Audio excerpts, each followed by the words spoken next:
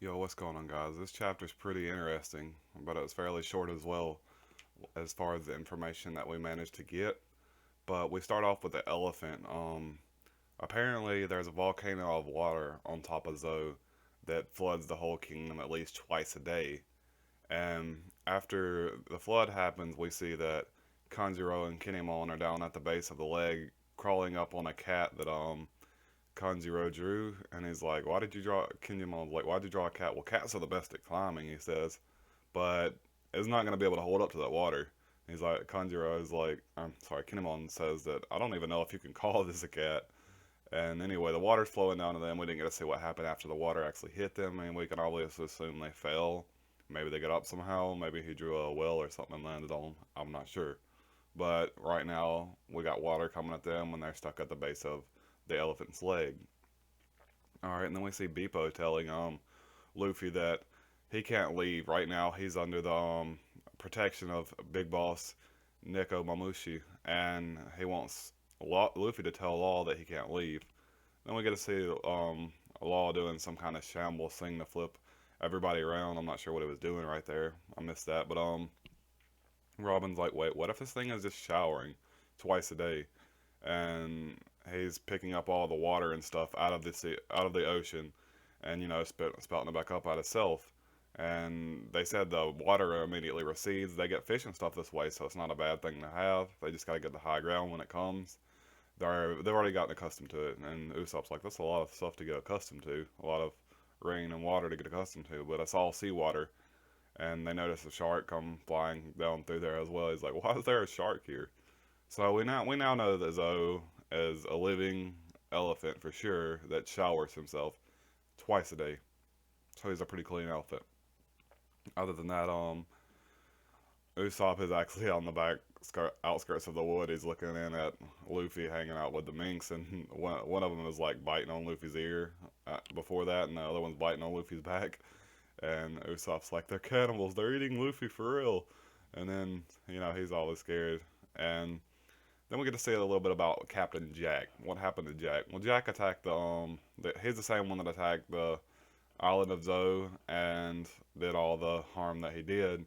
Well, he apparently died when he attacked the admirals with Doflamingo on it, from what we've heard. But she says, well, he's probably still alive though.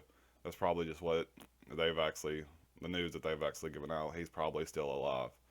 He was stupid enough to attack them, so can't wait to find out what happens there. Maybe we'll actually get a flashback scene of as to what happened in that little section. But anyway, they continue progressing on towards the kingdom, and they meet the gate guardians. Like, oh, don't sound the welcome alarms too soon. They're safe. They mean no harm. And the gate guards are like, that's fine. He just passed it off. Like, all right, let's go. And then we get to see them reach into the city of the Mink tribe where they live in their city. And Nami and Chopper are being treated like royalty right now. Chopper's dressed up like a king, and Nami's laying on a sheep covering up in its wool. So she's got like the best bed in the world right now. It's similar to if you could imagine a bed made out of the sky pea, it would be something like that soft. It's probably a pretty badass bed. But anyway, the Straw Hats are told that they're treated like lesser minks. They have followed the humans, that lot specifically, and said, well, the only reason we would hate you is if you did something bad to make us hate you. Even though we hate most humans, you seem to be a lot like us. We just look at you like lesser minks with less hair than we have. So you're pretty much just like us. Then all of a sudden, Nami runs towards Luffy and braces herself in Luffy's arms, is like crying and stuff. She goes, "It's Sanji." So we can assume Sanji's missing right now. Something bad has happened to Sanji right now.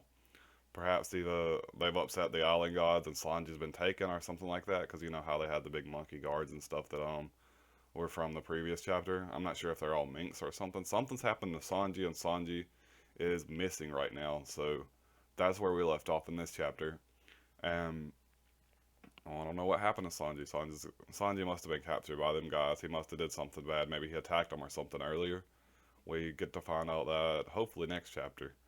But overall, this chapter left us at a pretty good cliffhanger, and we got to hear what happened to Captain Jack. Not really, but we kind of got a little bit on it. But he kind of dismissed it at the same time. We really didn't get anything on Captain Jack, basically.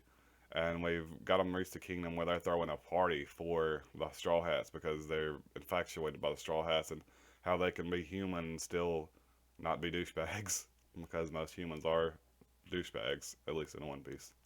There aren't many, there aren't as many good ones as one would like to think, especially from the view of the Mink tribe, which there are a lot of good ones out there, but the Mink tribe has yet to see them. And so far, they just judge them as a whole as they're bad. We don't want to see them. We'll kill them if they come in they come in our island. And Luffy's bunch is the only ones that are exceptions to that fact. So I'm not sure what's going on between the monkey people that don't want them there and want them to leave versus the Mink tribe who actually wants them to stay and pretty much essentially worships them, giving them crowns and king's coats and beds made of sheep wool. And the way they treat them is just amazing. But I want to know what happened to Sanji. If you have any ideas, post your comments below. I'd love to read them. That's all, guys. Peace.